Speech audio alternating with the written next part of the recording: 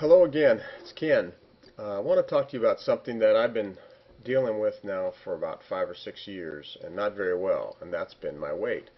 I like to stay trim and in shape the best I can. I have an artificial hip now. I've had it for about 4 or 5 years, and that's probably has something to do with my weight. But about 4 or 5 years ago, the unthinkable happened to me. I actually gained 5 pounds, and I went from 180 to 185.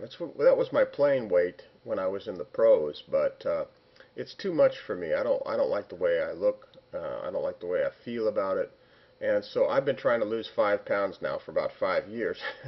I haven't really done very well. I'd get down to 184, then I'm back up to 188, and it just this I know you can relate to losing weight because it's tough. It's hard to lose weight. You have to eat less and exercise more. Now, when you have an artificial hip, you're kind of limited in how much you can exercise. I used to love to go play basketball with my sons and run up and down the court. You get a good workout in, or play handball.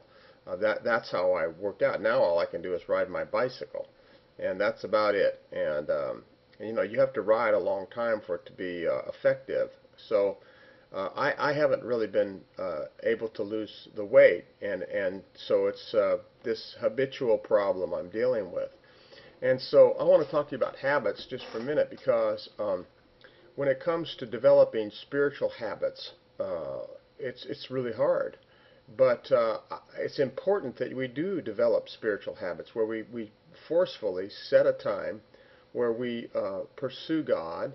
Even though we should all day be in relationship with Him, there's a time in the morning where you should set a watch and spend time with Him every morning, whether it's in prayer or meditation or whether it's reading Scripture. It's important to develop a spiritual habit, because you just will not have as an enjoyable walk with the Lord until you learn how to have a time of quiet with Him every day. You should start the day off in quiet with God, and let Him explain to you about the day. Let Him minister to you in peace and in wisdom what your day is going to be like. Not that you have to know everything about the day, but you should know the direction you're going. You should be able to see some of the things that you have to deal with. And then there's times when He'll give you something that you didn't even expect. You have to get out of the physical habits of just picking up the newspaper in the morning, or the habit that you're in. And everybody has a habit in the morning. They do the same thing just about every morning. What do you do every morning? Do you take the time to be quiet? Do you take the time to arrest your physical motions and put yourself in a place where you can hear God and talk to Him and to let Him minister to you?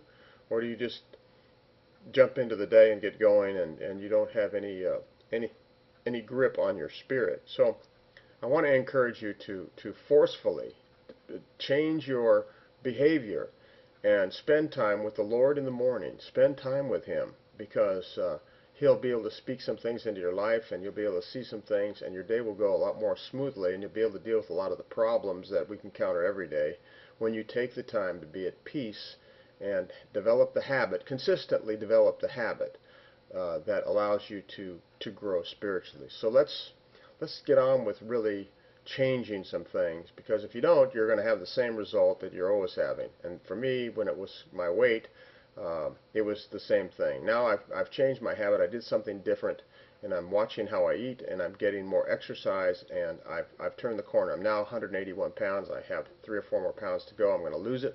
And my objective is to keep myself under 180. I'm very close to that now, and I'm going to get the victory. But invert that now, and let's talk about changing what you do and getting into a spiritual habit. I mean, it's hard to do, but you have to do it. It's important to do. So let's get on with it, okay?